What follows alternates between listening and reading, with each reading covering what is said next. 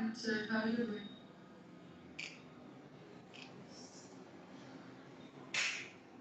Sir, I think you're on mute. Yeah, hi, how are you? All good, sir. How are you doing? Very well, thank you. How's the weather around you, sir? It is hot and humid. Where are you based? Can relate. I'm in the campus right now. I'm in Varanasi and it's extremely hot out here. Yeah, I can imagine. Right. So we're just waiting for some more people to join in. We'll just wait for a couple of minutes and then we'll start. Sounds great.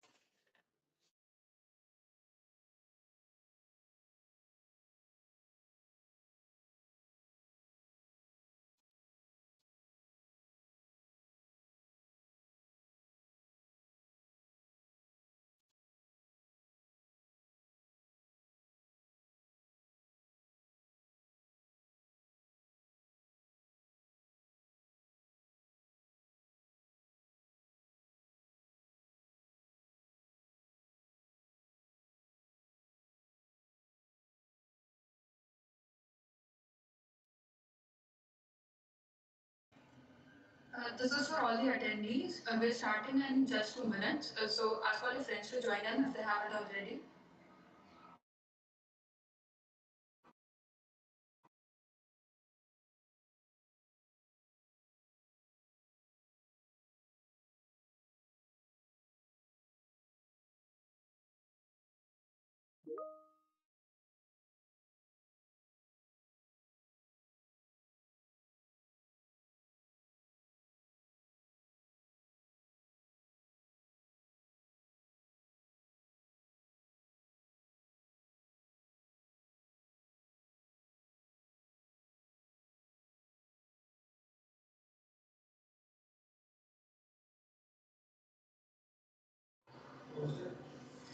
So we're good to go. So we'll begin with the session now.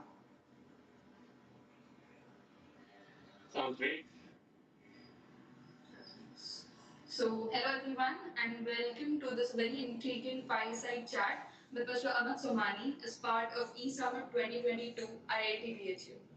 The Entrepreneurship Summit, with the motive of molding fresh entrepreneurs into monarchs of their domains, embraces various workshops, competitions, sessions, and many more fun and refreshing events that come along with the possibility of assisting and incubating the participants, which truly aids to boost the entrepreneurship culture in the nation. This conclave becomes a perfect platform for collaboration among the student community, venture capitalists, startups, and passionate people about entrepreneurship. This year's E-Summit is themed as Ventures of Veracity, which is an inspiration for all the entrepreneurs to strive on untrodden paths in the pursuit of excellence. We're very excited to have Mr. Amit Somani with us for this fireside chat. Amit sir is the managing partner at Prime Venture Partners and he's worked at some top-notch companies like Make My Trip, IBM, and Google.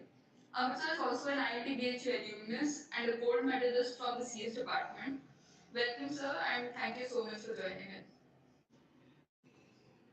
Thanks, it's a pleasure to be back with the Lata BHU gang and everybody else who's tuning in. So thank you for having me. Thanks a lot, sir. So kicking off this session, something that we all want to know is what was your experience like in IIT BHU and what were those key takeaways that you've taken from this college that have helped you in your career? Um, Thanks. Very interesting question. So of course, all of you are probably not born when I graduated, which was in the early to mid 90s. And the computer science department was relatively new. In fact, we were not necessarily the first batch, but maybe one of the first three or four batches. So the biggest thing, in fact, I'm wearing a T-shirt, which you probably can't see. I don't know if you can see my T-shirt. It says "hustle" in Hindi. I actually did not plan for it. It just so happens also relevant to startups and to venture capital. I think the thing I learned the most in IIT BHU was hustle. That you have to hustle to figure things out. You have to hustle to get opportunities. You have to, and that has served me really well in my entire career. Whether it was in Silicon Valley or it was at Google or it is now in the startup world. So that is one thing that I would say. The other thing, of course, which is a little bit more personal and not necessarily professional by itself, is that one made tremendous friends, right? And those friendships have lasted a lifetime. And even till today, after so many years, we're still very, very close. After all the time that we spent on the campus, so those are two things I would say. One is hustle. Second is great long lifetime friendships, which are priceless. Right, right. So I think one of the biggest incentives of being in a college like this is the kind of peer group that we meet and the friendships we create. So what was life like after college? Like, I believe that college can be like a bubble where we live in. So what was it like for you when you stepped out of college? Yeah, it was actually a rude awakening. And, even though I did well academically at BHU, like you mentioned, I went to grad school to the US, to the University of Wisconsin at Madison, in wanted to do a PhD in computer science. And all the people that you ended up bumping into, they were all pretty much, toppers from all the top schools in the world, not just the Indian IITs and so forth, but also US schools and Chinese schools and so forth. So it's very humbling to quote unquote start competing with the best. Number one, number two, Madison was a very very strong engineering school, and by that I mean you had to write a lot of code. Like we probably wrote like 500,000 lines of code in a couple of years from scratch. So that was the biggest learning, which is more on the academic side. Professionally, like I said, I joined IBM Research in California after that, and then eventually joined Google and so forth. I think professionally, I think you will enjoy the time that you spend here in IIT in BHU. But I think you'll have to figure out how to apply these learnings in a practical environment. So I'm really glad to see you guys do E-Summit and so forth, because I think the application of the knowledge or the theory that you have learned or even the programming that you have learned becomes more important. Most real world problems are not kind of linear problems as they were, right? There's a lot of exploration, there's a lot of hustle, there's a lot of creativity that has to be applied. So you should enjoy college life while you have it. But the real world does have some surprises. It's not that it's all good. So I would not say, oh no, college life is better. If you're interested in solving problems, the real world gives you real problems to solve and have really meaningful impact. Right, so we're looking forward to that experience. And so your career trajectory has been really inspiring. As you started off with software engineering, you ventured into product management, and then you eventually went to the VC space. So what was that journey like, and how organic was that process, and how planned was it? Wonderful question. So, to be honest, it was, like Steve Jobs had this beautiful quote, right? That you can never connect the dots, looking forward. You can only connect them looking back. And so I always sought out interesting experiences and really smart people to hang out with. The one sort of unsolicited recommendation I would give is try not to be the quote unquote smartest person in the room. Try to be in the room which has at least 50% people smarter than you, if not more. Because that way you will learn a lot and you'll learn how to scale yourself and so forth. So that was the one part that I would say was not necessarily organic, but a little bit of planning, which is to say that I would always seek audiences. IBM Alberton Computer Science, where I joined IBM Research, their computer science department was less than 100 people. Relational databases were invented there, SGI XML was invented there, transactional, ACID algorithms were invented there. So everybody there was like who's who. I mean, already like in the world of computer science. So that was that. Then I was very curious about, not just research but applications of research to products. So I moved to the IBM product groups and ran a fairly large engineering group back at that time in the late 90s, early 2000s, almost a team of 300 engineers globally in 8 countries. Uh, and then so basically went from academics to research to applied kind of products. And then I wanted to learn about business. So I would take weekend classes at Stanford and at other places, and I would learn and to read balance sheets and learn to read annual reports of various tech companies. And that's how I kind of taught myself quote unquote business, if I may, at least in the tech era. And that eventually led me to a career in product management. And I was heading product for Google India back in 2007 time frame. Very early when the internet revolution, they were still pretty young. We had very like tens of millions of users, not hundreds of millions of users, right? Um, so that, and then the last part of the journey was really about the venture capital part. One other thing that I recommend people do, I don't know, I've heard a lot of youngsters are doing it now, is this concept which is now called gap year. I never did a gap year because it was not in vogue back then, but I believe that in taking like a year off every 10 years, right? And of course, like I said, I'm a little bit more senior to you guys, to say the least. So I was on a self-imposed sabbatical in 2014, and I actually just wanted to travel the world, read, write, learn about spirituality, philosophy, whatever you want to call it. Went to China for like a month, just hung out, met some interesting companies. And so I accidentally became a venture capitalist, right? So also not organic because a lot of startups started reaching out for mentoring, advising, help, angel investing, whatever.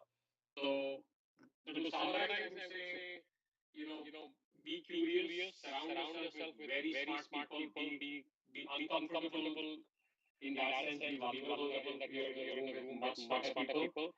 And then don't overly plan too much, right? I think if you're curious, you're hardworking, you're with smart people, amazing opportunities will open up. And for those of you that are thinking about entrepreneurship, it is just, I wish I was 21 now because the opportunity is just getting started. Like the next 15, 20 years are going to be like how Silicon Valley was in the 90s and 2000s when I was there, which is absolutely euphoric. And I don't mean just unicorns and all that stuff. I mean really the opportunity to build something, to build the country, to solve some amazing problems. It's out there. But I think there's a little bit of planning that will help, but not over planning, like you said, organic versus serendipity. I do believe a lot in organic and serendipity rather than planning too much. Right, it's an excellent piece of advice for all of us. And we do have a lot of inspiring entrepreneurs in the audience and a lot of early stage entrepreneurs who are just starting on this path. So it's something that we all want to understand is what is the thought process behind making an investment for a VC? So what is the thought behind the entire investment process for early stage startups? Yeah. So that's a pretty loaded question. Let me tell you. So I co-run a firm called Prime Ventures, early stage investing investment firm. We've deployed about $200 million in startups, mostly in India, but some in US as well over the last 10 years. Just passed our 10-year anniversary. And so each VC is different, but I'll give you a few fundamentals to all VCs and then a few specific ones to try. So everybody looks for three core things: the team, which is not just the one individual, but like, is it a complete team? Is it a complementary team? Are they tied at the hip, etc.? TAM, TAM, which I'm sure all of you heard about, which is the total addressable market. I prefer for it to be bottoms up addressable, not the top down like India's GDP is 2 trillion, therefore everything is percentage of that. And timing. Why now? Like, why is this idea relevant now? I strongly believe that every idea is a good idea, but sometimes the timing is off. Maybe happens by a few years, sometimes by a decade. So team, time, and timing is something that pretty much all VCs look for, right? To the best of my knowledge. Now, uniquely at Prime, there are two or three things that we look for that is beyond team time and timing. One is, in what way is your idea 10x different than the current state of the art? Why is your idea 1,000% better? Not 100%, not 48%, not 12%. Why is your idea 1,000% better than the current state of the art? Which is to say, is this really a differentiated, category defining, or dare I say, in some cases, category creating idea? So you're taking a real hard problem and you're solving it in a way that could be 10x better. And the 10x could be on various dimensions. It could be on product, it could be on tech, but it could be on business model, it could be on distribution strategy or go-to-market, it could be on whatever other dimension that we want to kind of attack. But that is one thing that we look for. The second that we look for, which is generally unfashionable, but we at Prime have done quite well, is the viability of the business model. Even at very early stage, we are the first institutional check, typically, $1 to $1.5, sometimes $2 million at entry. And so, is there a viable business to be built, right? So, every feature is not a product. Every product is not a company. Every company is not going to be an iconic, generational, defining company, right? So, can this become a real large business? Can it become a really large company? Can it become an iconic company? Those are two unique things we are looking for, right? Why is it 10x different? And can this become a viable large business company, not just a feature or a product or an idea? Let me just pause there. I'm sure your audience will have questions and you may have follow-up ones. So those are a couple of things that are very, very critical. Right. This is for the audience. If you have any questions, Yeah, go ahead. sure, sure. Sorry. No, so please. Yeah, one other thing I would say, if you're very early stage, that you should really look for, because initially you don't have too much traction, you don't have too much credibility, you don't have too much kind of product market fit. But one thing that is very useful to look for is that we look for again at Prime, and I suspect many other VCs also, I'm sure everybody does, is very deep customer and market insights. So even if you have no product, no revenue, no traction, but if you have very deep insights as to what customer behavior is, how is it changing, what are they doing, what are the alternatives, what is happening, etc. That goes a long way in convincing an early stage VC to at least explore, taking a bet on you. Right. So I think just an extension to the question that I asked you, I've heard a lot of times that VCs prefer to invest in sectors which are huge, which have a larger market. So do you at Prime Venture invest in startups which are targeting niche fields which have a smaller market? Yeah, so normally we don't, and it's not the sector. I will distinguish and clarify your comment to say a sector could be EV, right? But EV is not how you're going to build a company. A sector could be e-commerce, right? So obviously e-commerce is one. So sector could be SaaS. So that's not the right question. So basically, what we look for is your addressable market opportunity. Is it large enough? Okay. So you may be doing vertical SaaS in the US, selling software to some constituent. And does that constitute into a bottoms up addressable market, not necessarily revenue that you will accomplish? Addressable market, let's say theoretically billions of dollars, right? Not as opposed to tens of millions of dollars or even hundreds of millions of dollars. The reason we do that is, I can't quite see the name of your conference. Is it Velocities, you said? What is the name of the conference? The E-Summit? What is the tagline? Ventures of Veracity. Ventures of Veracity. Okay. I saw some something on velocity. So velocity and market size are very important in venture business, right? Because venture business by definition is not like a loan or a debt or a venture debt to a bank or an institution or whatever. It is saying that the likelihood of failure is high, but if it succeeds, it's going to be gargantuan. It's going to be a very large business. It's going to be a very large outcome. Therefore, we do look for large bottoms of addressable sizes. The sector can be, like I said, e-com or B2B or SaaS or whatever. That's fine, but that usually doesn't really help. You have to go into your addressable part. And the best companies, even though they may start small, so to your specific question, would we take a backing, would we back companies which are addressing smaller markets, right? Sub-segments of a market. We would potentially, if the optionality is very high. The optionality is the neighborhood spaces that they could get into. So the best companies have a miraculous way. Google started with just search.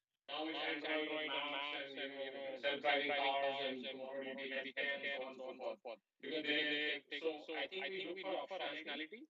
That you can do in early stage.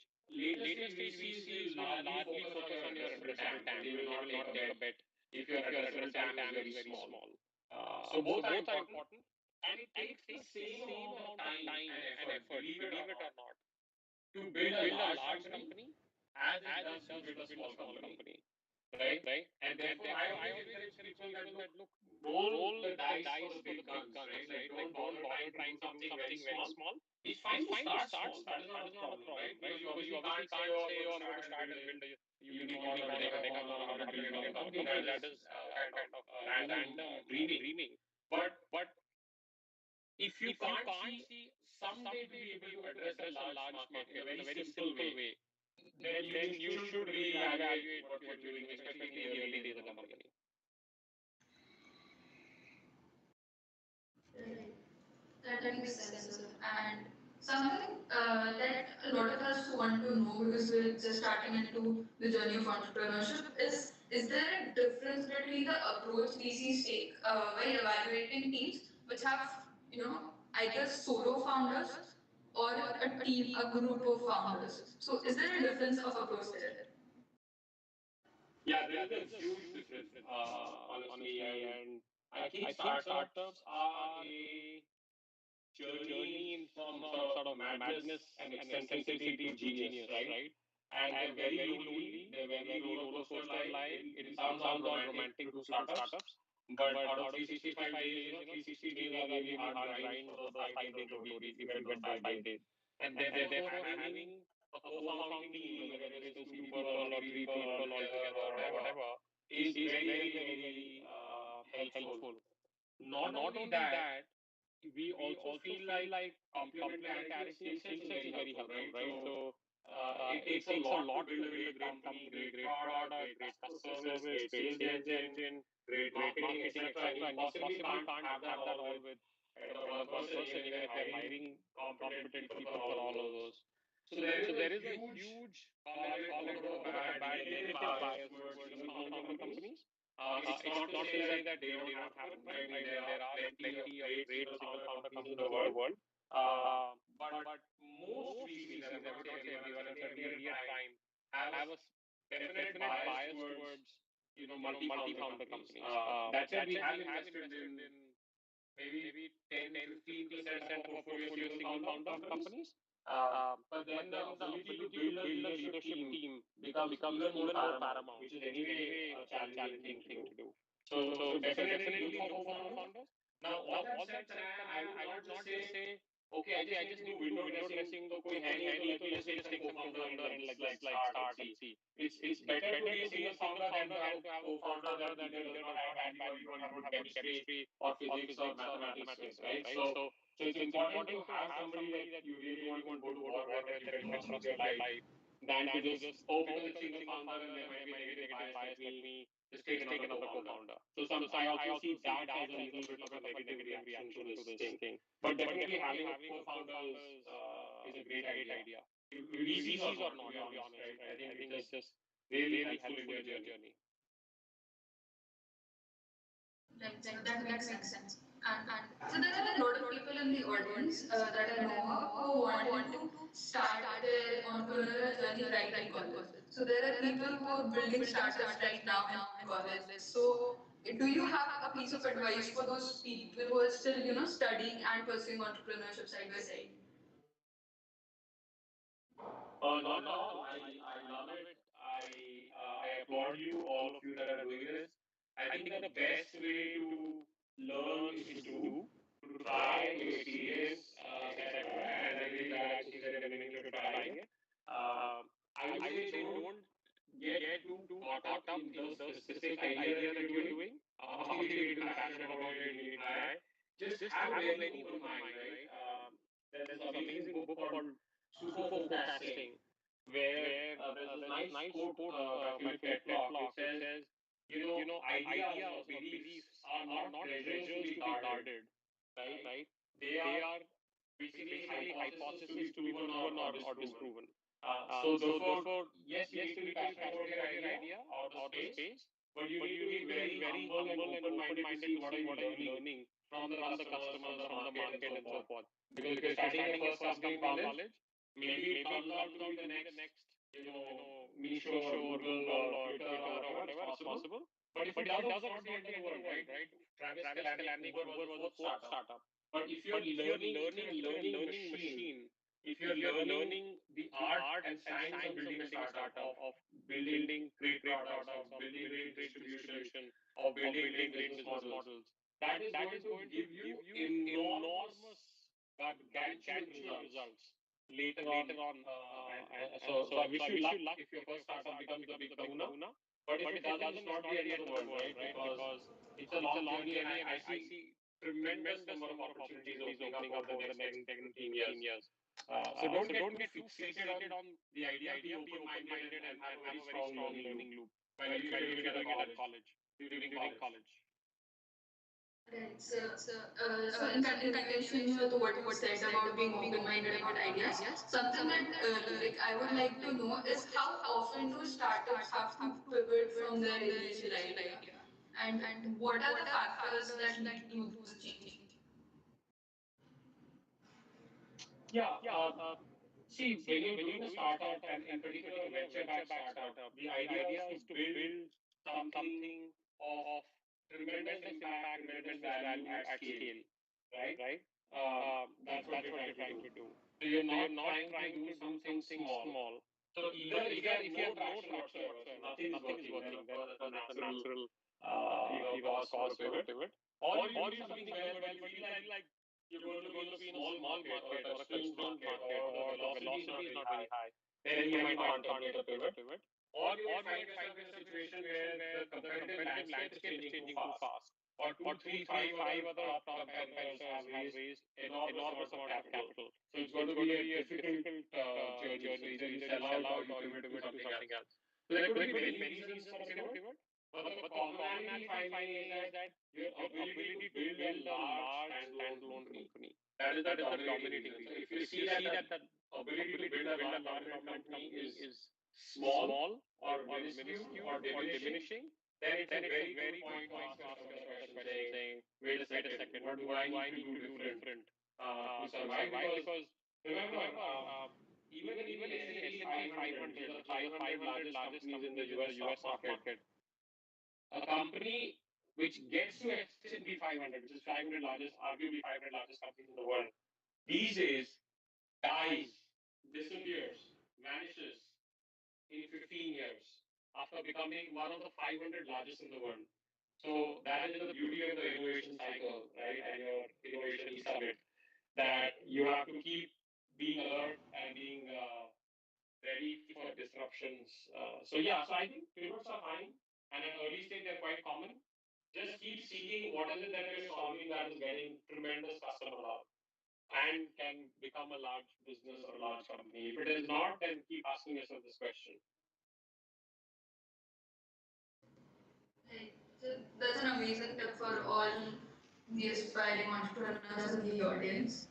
So also something that I've noticed in like our generation is that raising capital for startups has become a very glamorous thing. So we see it in the news all the time that somebody is raising X million dollars and stuff like that. So have you encountered situations where you've seen startups raising funds that shouldn't have been raising in the first place? And what would you tell all the early stage entrepreneurs as to what is the right time to raise capital?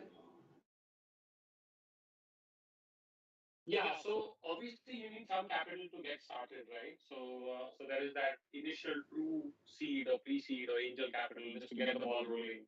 You can of course bootstrap it, which is also a good viable option. But in most cases, you need to hire people, spend on products, spend on marketing, spend on customer development. For all that, you need capital. So let's take that first initial starting point out for a moment, right? So you need some capital, friends and family, whatever. Then the next point, and in your journey, you're going to raise capital multiple times.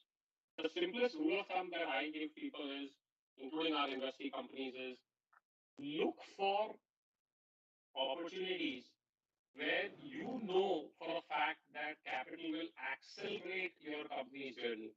It could be accelerating your PMF, it could be accelerating your growth, it could be accelerating your product development where you already know it's going to work. If there were a few things you could do, I don't mean experiment, I don't mean sponsoring IPL teams and running TV ads, right? That is not really relevant at maybe an early stage. But if you know that, look, my conversions are amazing, my customer sat is amazing, my net promoter score is amazing, my retention is amazing, but I have no money to spend on the marketing. If I could only spend $500,000 or $1 million or whatever, 2 crore rupees on marketing, I could get 10x more customers, right? It seems like I'm ready for that. Then it's a pity, if not an atrocity, not to raise capital, right? So I think, I mean, there are right now capital is awash, right? A lot of money floating around. So if anything, I think people tend to sometimes try to raise too much as opposed to too little. But on the flip side, there's also times when people don't raise at all, which is I think the genesis of your question. Or delay it, saying, no, I don't want to dilute and I don't want to raise. I raise when I hit X milestone, Y milestone. If you know something that will definitely accelerate the journey of your company and you have substantial proof of it, or at least confidence, 70%, 80%, 75%, then you should raise the adequate amount of capital to fuel that growth. Right. So that was extremely insightful and something that we also keep a note of. Something that we also wanted to know was, do you believe there are some sectors in the current startup ecosystem that are crowded? And like say edtech, where we see a lot of startups coming up, a lot of ideas coming up. So do you think there are sectors that are crowded that should be avoided, or do you think there needs to be more innovation in those sectors? Yeah, no, there are obviously sectors that are crowded, but it would be unfair of me to say which sectors are crowded or not. I mean, you can see for yourself. So I often tell entrepreneurs, don't go with whether it is crowded or not, etc. I mean, although it will have some bearing on your fundraising ability. Look at what are the unique insights you have to disrupt that sector, or to disrupt that offering, or to solve that customer's problems, right? Um, and so if there is a sector which is crowded and is serving customers but not doing a great job of it, right? There was, I don't know how many of you have visited Bangalore, but there used to be Meru cabs in Bangalore. Beautiful. It's a cab company, right? You call on the phone and you book a cab and say I need to go to the airport early tomorrow, and it shows up at 4:30 a.m. or 5:30. But if you have to change, if the cab driver doesn't show up, you won't see where they are. You can't see it. And there were 20 cab companies probably, right? But Meru was one of the more popular ones in Bangalore. But there were like people said, look, this is a terrible experience. I can come up with a far superior customer experience. If you remember Prime Ventures, what I said is we look for a 10x better product or mousetrap or solution or business model. So sometimes the downside of a red ocean or a very crowded sector is that it is very crowded. So the cost of customer acquisition will be high. Your product has to be very differentiated, etc., etc. But the upside is that it's a proven market. Customers have that need. Customers want that solution. That's the upside. So anyway, long story short, I at a personal level believe in more blue oceans than red oceans, which is more virgin markets where there's not a lot of crowd, because as it is, it's a hard journey to do a startup. So at least go somewhere where there's new things happening and there's not too many competitors to begin with. So you can go get established, get a little more time, maybe an extra year or two to make your brand, to make your product successful. But that said, there are enough VCs and enough entrepreneurs who will go in deep red oceans, because there is no ambiguity of market. Market is proven, customer demand is proven. Now you just have to come up with a much better mousetrap. Right, so that makes sense. That is something actually that we all need to understand here. And so something that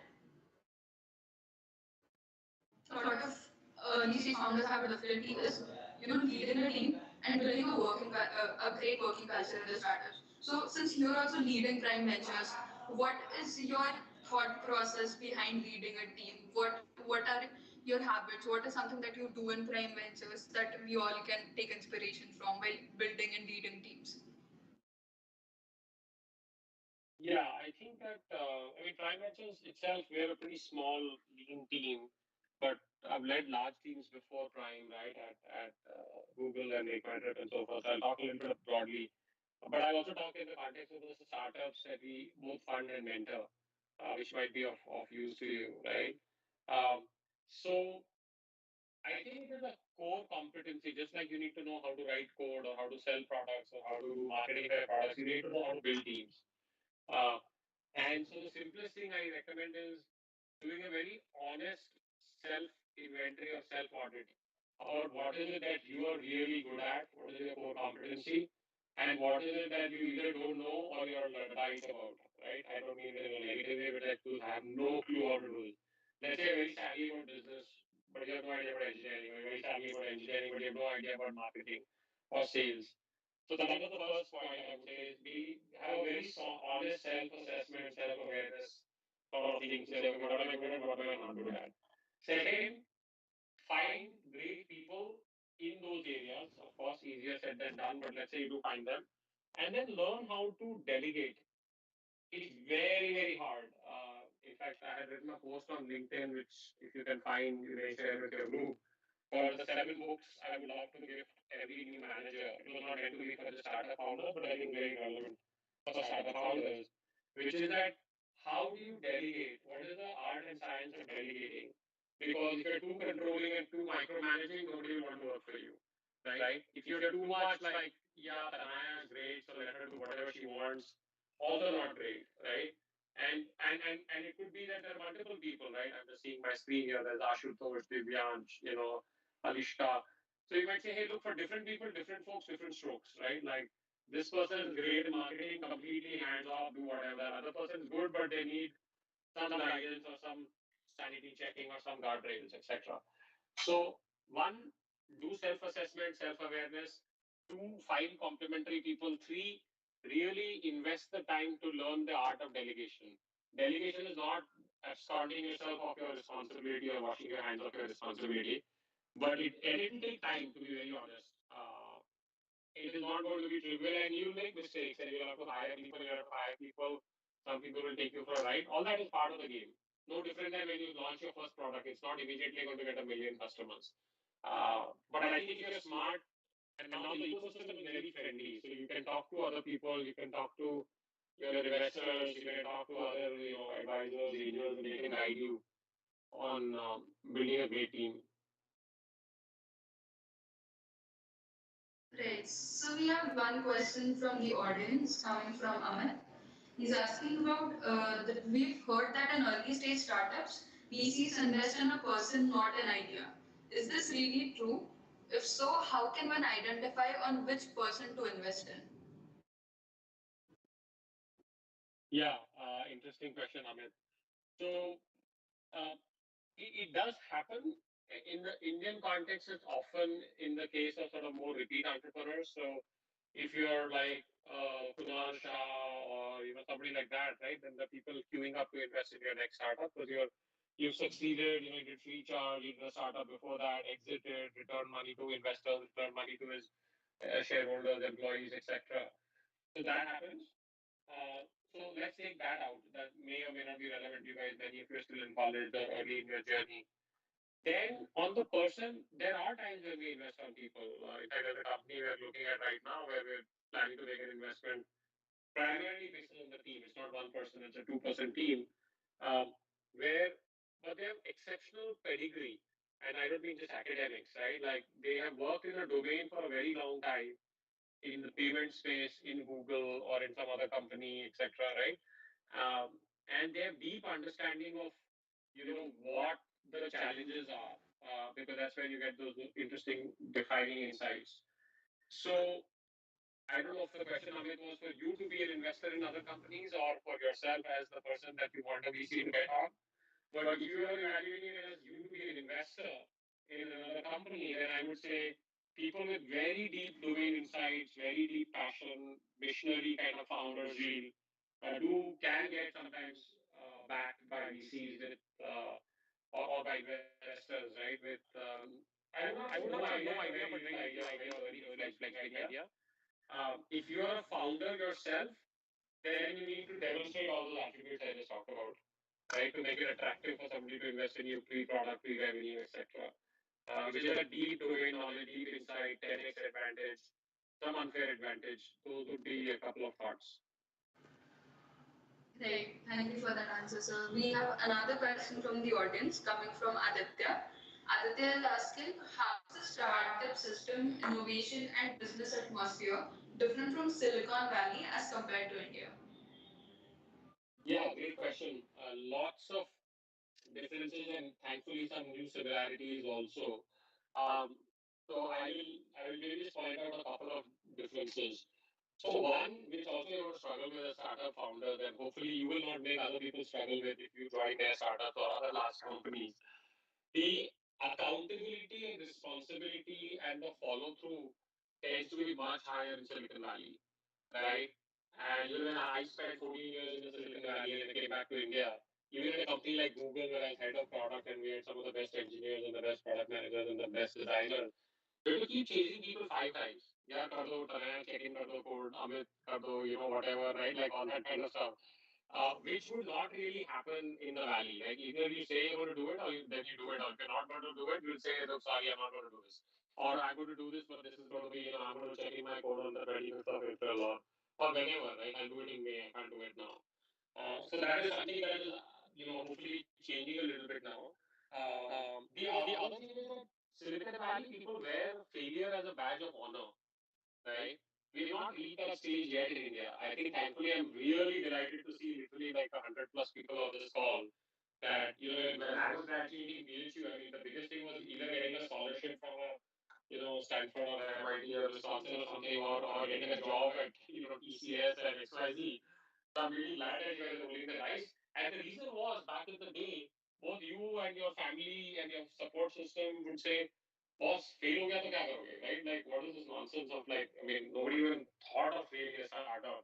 So people wanted to go a predictable path. Thankfully, India has come a long way, and your parents have given you this platform to go explore and not worry too much.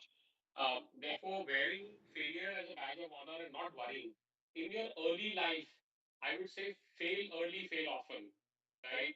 Roll the dice, take the biggest risk, right? Tanay did not ask me this question, but I will offer it anyway. If I go back to when I was your age, or if I could be 21 today, or 20 or 19, or whatever you guys are, I would just take the biggest risks before I was 30, multiple times over. Because what's the worst that could happen, right? Anyway, whatever salary, this, that, you're all probably good. You're like studying in IIT BHU, you're programming, you're entrepreneurial, you have hustle. So it's okay. So wearing failure and not worrying about failure, taking big risks, this is something which is a hallmark in Silicon Valley. I could go on and on, but I mean, if there are other questions, we can take that. I can pause here. Or if the gentleman who asked the question, if they have a follow on, I'm happy to answer that too. Sure, sir. So we have another question from the audience coming from Abhay. Abhay is inquiring that everyone has a set of priority tips and tricks that are kept in mind while making an investment. So what factors do you keep as a priority while you invest in a startup? Yeah, I think I covered that earlier, right? Which is team, TAM, timing. Team is team, TAM is the market size, timing is why now.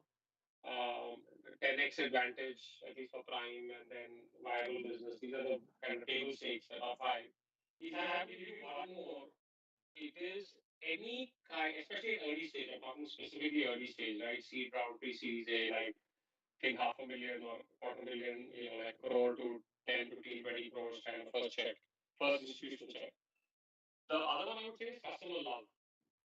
The simplest thing to break through all the bullshit and all the clutter is like I will personally go talk to 10 customers, right? Or 10 prospects who are not even customers who never even heard of your company.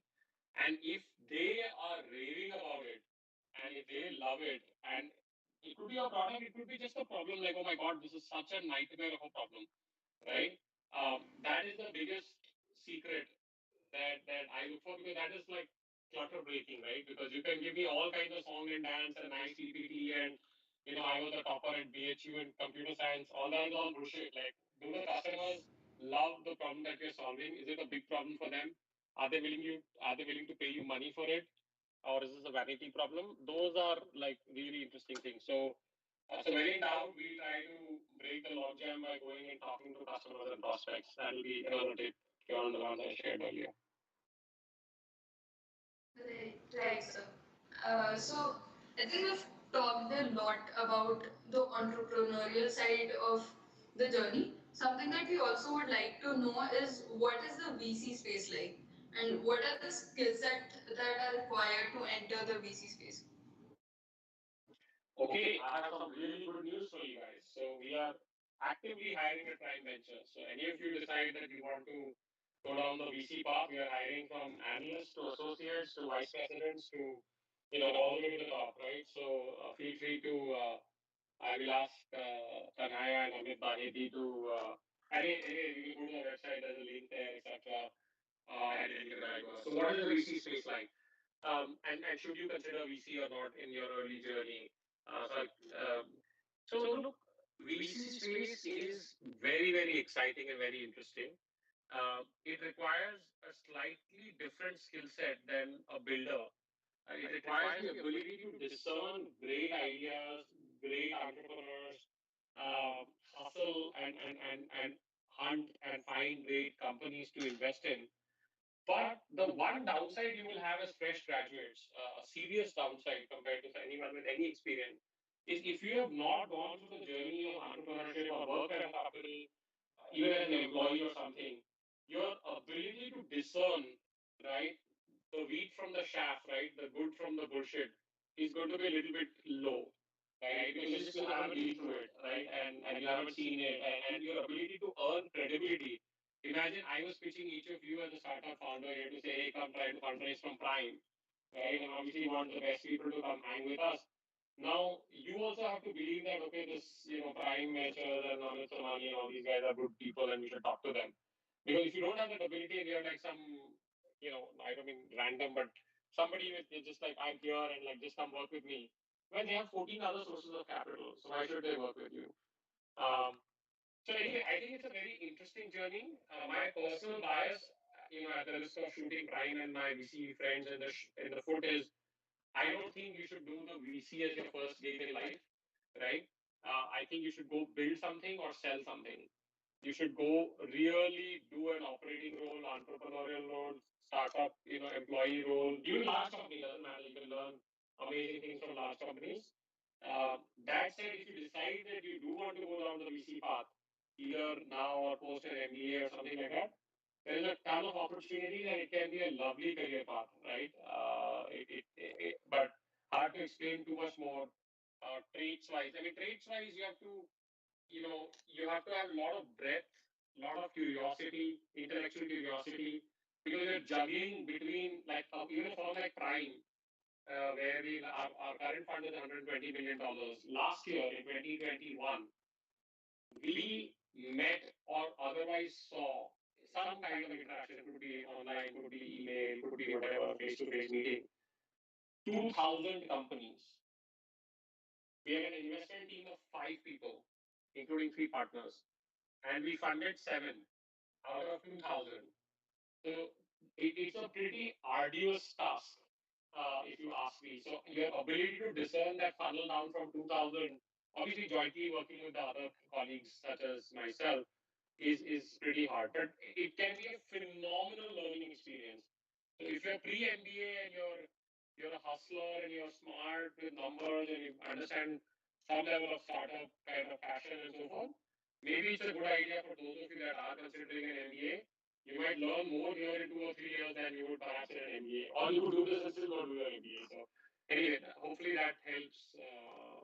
Was that Aditya? No, that was somebody else. Oh, okay. That's Maria. Okay, Alia. So yeah, so what kind of courses? Sorry, Alia, that's a lovely. I didn't see the question.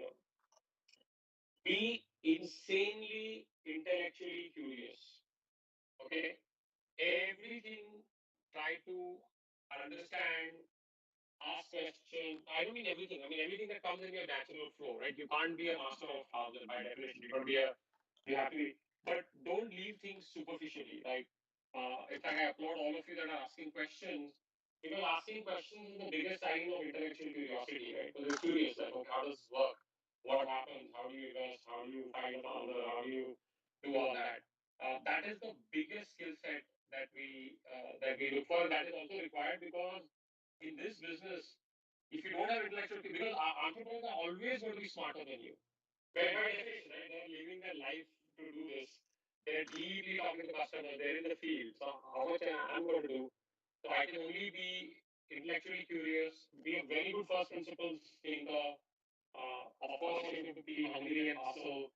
So these are some traits. So it's less courses, Alia, and more the mindset. And of course, like I said earlier in a different context to Tanaya's question, hang out with very smart people.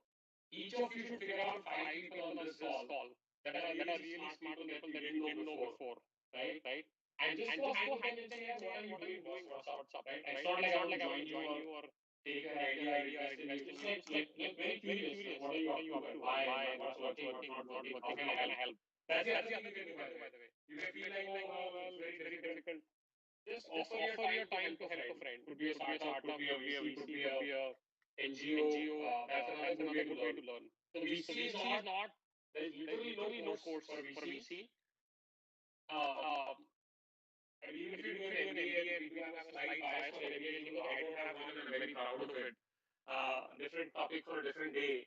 But yeah, if you're curious to learn, you don't even need an MBA. But if you must, like, then definitely doing an MBA could help a little bit with the basic business skills in terms of finance, marketing, some basic stuff on sales. But my recommendation is do a job for 3 4 years in a hungry, fast moving startup, and you will learn 2 3x of what you might learn in an MBA at 1/10 the price.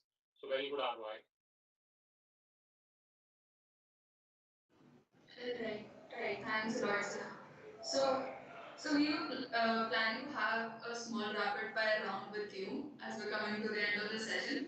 So the rules are pretty simple. I'll shoot a question. You have to answer as fast as you can. So, uh, are we good to go? Yes, let's go. Alright. So first question: one industry leader that you have always idolized. Sorry, one industry leader. That you have always idolized. Larry Page at Google. What were your childhood aspirations? To start a company, to be an entrepreneur, which I, by the way, I failed at one attempt. So I did kind of fail to do it, but it was not very successful. But yeah, that was a dream. Right. Which is your current favorite book?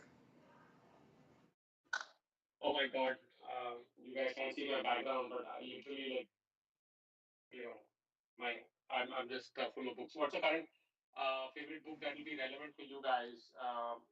Yeah, I'll just give you a few names, right? I'm not thinking about relevance to you guys. There's a book called Seeking Wisdom. Um, Investing in the, which is a different book, right? Investing the Last Liberal Art, Thinking Fast and Slow, Danny Kahneman.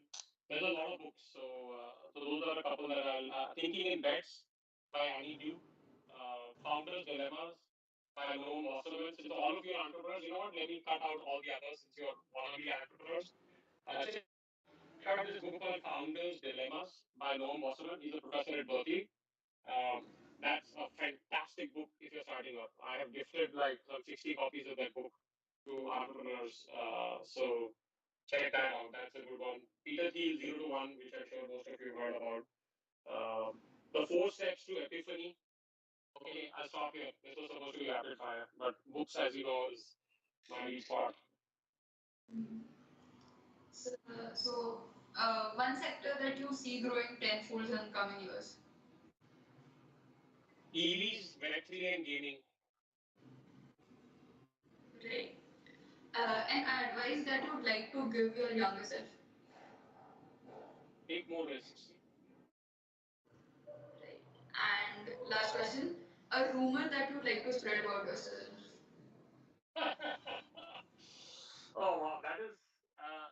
interesting one. A rumor that I would like to spread about myself. Okay, you got me. I thought I was doing well in the exam, and then last, the viva eventually gets me. Uh, okay, what would I? Okay, I'm a published author, and I've written 10 books. Right, that's very interesting. So, you're very active on LinkedIn and Twitter and love to read your write-ups. So, what is that inspiration behind your writing? So, you love to read as well. So, what's the inspiration? Actually, believe it or not, like a little bit tied. I don't know about Alia or Aditya's question earlier. Um, I was once at a party with a bunch of journalists in Bangalore. Some they had gotten together, some Twitterati of Bangalore or some vanity thing like that. And I was getting really really bored. And it was like mostly journalists because they all have huge Twitter followings and stuff like that. And so I said, what do I do with my time here? Like I don't want to just like come have a drink and go away. So I started asking them, how do you guys write every day? It's like so annoying to write. And one journalist, actually, Prem Panikar, who was the editor of one large newspaper, he said, I have only two keywords for you, which I'll share with you guys. Simple password. It's called free writing. Okay, so Google it up. It's on Wikipedia, whatever. I've written about this. If you want to look me up on LinkedIn and look at how I became a writer and now have some whatever hundreds of thousands of followers on LinkedIn and whatnot. And literally, I started writing 6 or 7 years ago. And I started writing after that party with those journalists. So anyway, what do I write for? I write, of course, to clear my own head, so that my thoughts become more clear. I write because it's open source. Because when I write it, smart people like you will read it and critique it and like it and share it and rebut it and troll me and everything else, right? So therefore, my own thoughts get further clearer. And then over time, this was the side effect. This was not why I wrote.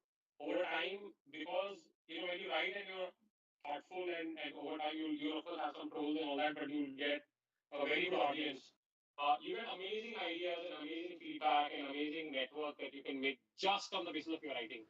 So, fantastic question that you asked. I would strongly encourage all of you to consider writing and learning how to write and write effectively and write openly.